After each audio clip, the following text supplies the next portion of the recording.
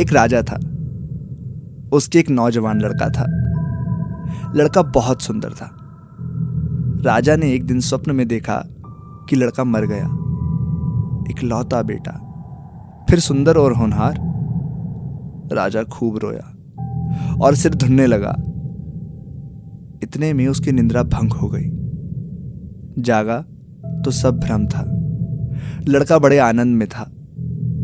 पुत्र के जन्म पर जो खुशी हुई थी, अब उसके मरकर जीने पर उससे ज्यादा खुशी हुई।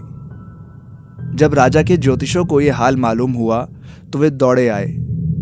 कहने लगे कि यह स्वप्न विवाह का सूचक है।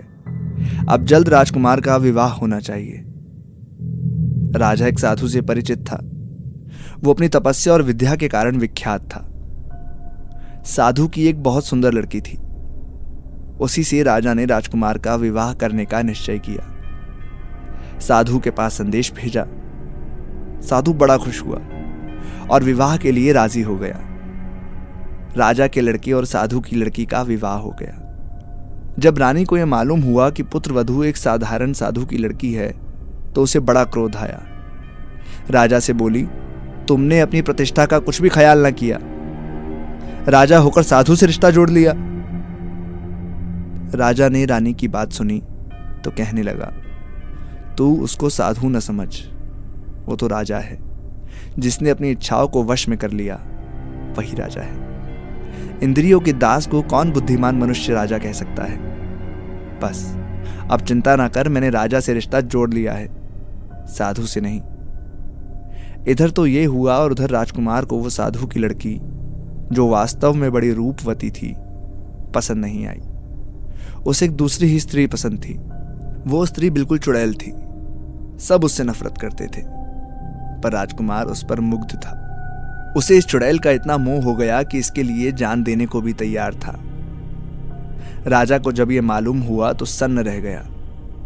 बार बार राजकुमार के सौंदर्य और उसके वधू के रूप की याद करके उसके भाग्य पर रोने लगा।